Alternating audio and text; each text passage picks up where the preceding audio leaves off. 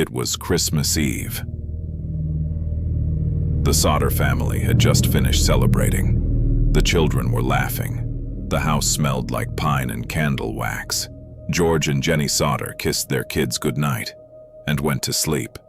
By morning, 5 of their 10 children were gone. The house had burned to the ground. But here is the thing that will haunt you. No bones were ever found. Not one. Welcome to The Bloodline History, where we uncover the darkest and most forgotten chapters of human history. Today, we are going deep into one of the most disturbing unsolved mysteries in American history. A story that a mother carried to her grave. A story the government tried to bury, and a story that, even today, has no answer. To understand what happened, you need to know who the Sodders were. George Sodder was an Italian immigrant. He came to America with nothing. No money, no English, no connections. But he was a fighter.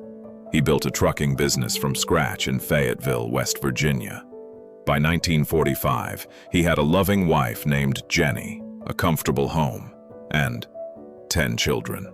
10 children. Maurice, Martha, Louis, Jenny, and Betty, along with 5 younger ones. By all accounts, this was a happy family, a normal family, but George Sodder had an enemy. He had been publicly critical of Benito Mussolini, the fascist dictator of Italy. In a small West Virginia town in 1945, that was a dangerous thing to say out loud. A few months before the fire, a stranger came to the Sodder home. He was an insurance salesman. George turned him away. But before the man left, he pointed at George's house and said something that George would never forget.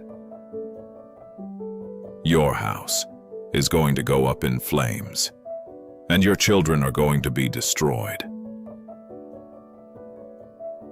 George dismissed it as an empty threat. He should not have. December 24th, 1945. The Sodder family had a wonderful Christmas Eve. The children played, they ate, they laughed. Around 10 o'clock, Jenny put the younger children to bed. The older 5, Maurice, who was 14, Martha, 12, Louis, 9, Jenny Jr., 8, and little Betty, who was just 5 years old. They stayed up a little longer. Around midnight, Jenny woke up to a phone call. A woman's voice, a stranger, asked for someone who did not live there. Jenny said wrong number and hung up. But as she walked back through the house, she noticed something. The lights downstairs were still on, and the curtain door to the stairway was open. She closed it and went back to sleep. At 1 in the morning, she woke up again. This time, not to a sound, to the smell of smoke. The house was on fire. George and Jenny grabbed their 4 youngest children and ran out of the house. Then George turned back. His other 5 children were still inside. He ran to the side of the house and tried to climb the ladder to reach the upstairs windows. The ladder, which was always kept there, was gone. He ran to his trucks to drive one under the window so he could climb up. Neither truck would start. Both trucks, which had been working perfectly that very afternoon, would not start. He tried to climb a bank of earth on the side of the house to reach the window with his bare hands. The fire drove him back. A neighbor called the fire department. They did not arrive for over 8 hours. The fire station was only 2.5 miles away. By the time they arrived, the house was ash, and the 5 children were nowhere to be found. Here is where this story stops being a tragedy and starts being something far darker. The official conclusion was simple. The 5 children died in the fire. Case closed, but George and Jenny Sodder refused to accept it.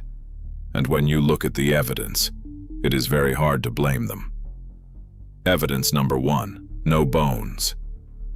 A human body, even when burned in the most intense fire, leaves behind bones, teeth, fragments. The heat required to completely destroy a human skeleton is around 1400 degrees Fahrenheit, far beyond what a house fire typically reaches. Investigators searched the ash. They found nothing. Evidence number 2, the ladder. George always kept a ladder on the side of the house for emergencies. That night it was gone. It was found later, thrown into a bush, 40 feet away. Evidence number 3, the trucks. Both of George's trucks refused to start that night. A mechanic later found that the fuel lines had been cut. Someone had cut them. Evidence number 4, the phone call.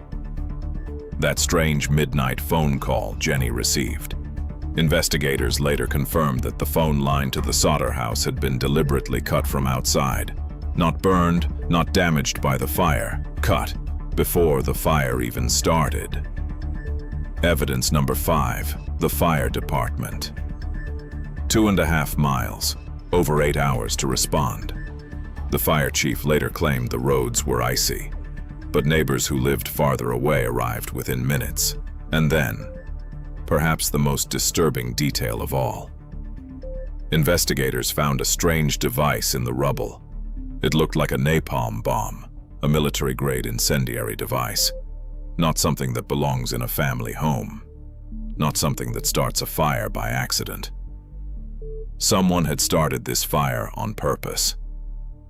In the days and weeks after the fire, something strange began to happen. People started seeing the Sodder children. A woman named Mrs. Amoroso reported seeing 4 of the children on Christmas morning, just hours after the fire. They were in a car with 2 men and 2 women, passing through her town. She said the children looked frightened. A hotel clerk in Charleston said she checked in a group that included children matching the description of the Sodder kids, accompanied by adults she did not recognize. The Sodders hired private detectives. They put up billboards on the highway with their children's faces. George offered a $5,000 reward, later raised to $10,000. Nothing. Years passed.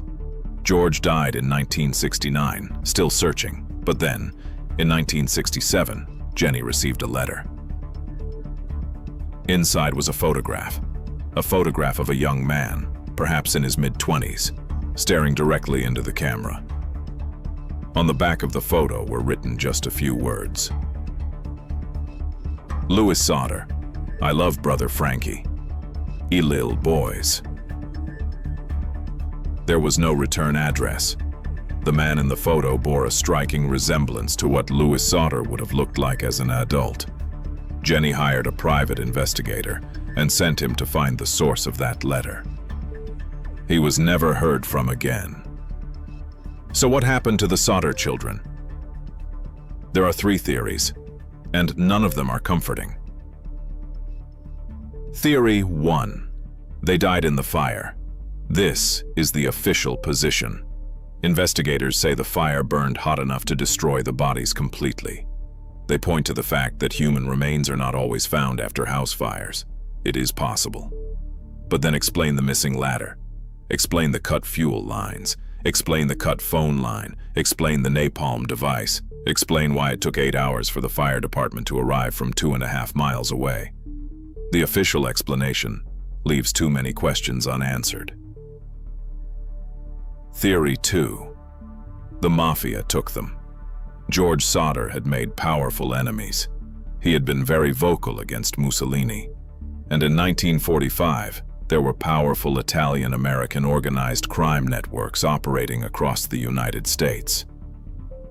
Some researchers believe the arson was a warning or a punishment carried out by someone connected to those networks. The children in this theory were not killed. They were taken, relocated to Italy or to another part of the country, raised by strangers, never told their real names, never knowing who they truly were. It sounds impossible, but the evidence of deliberate sabotage, The ladder, the trucks, the phone line makes this theory very difficult to dismiss. Theory 3. The government knew. This is the darkest theory of all.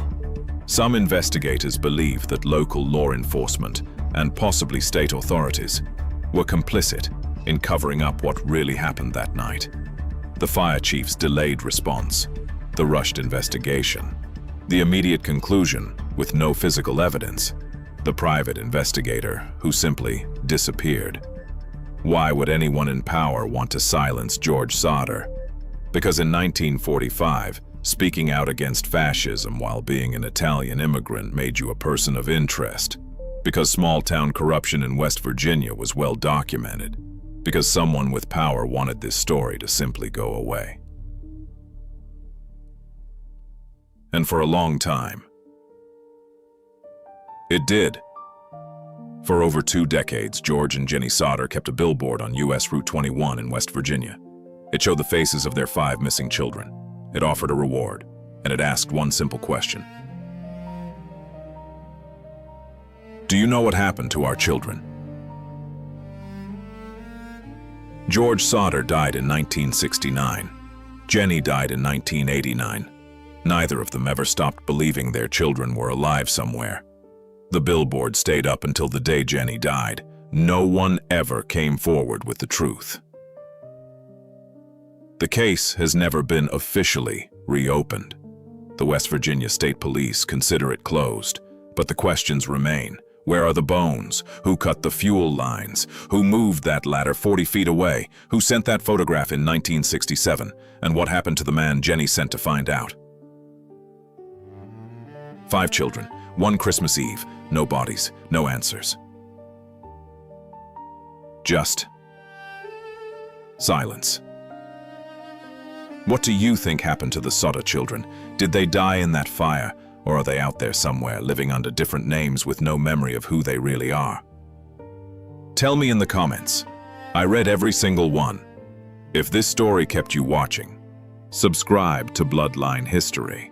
New videos every Monday and Thursday. Every story is real, every story is forgotten, and every story will disturb you. Next week, we are going somewhere even darker. I will see you there.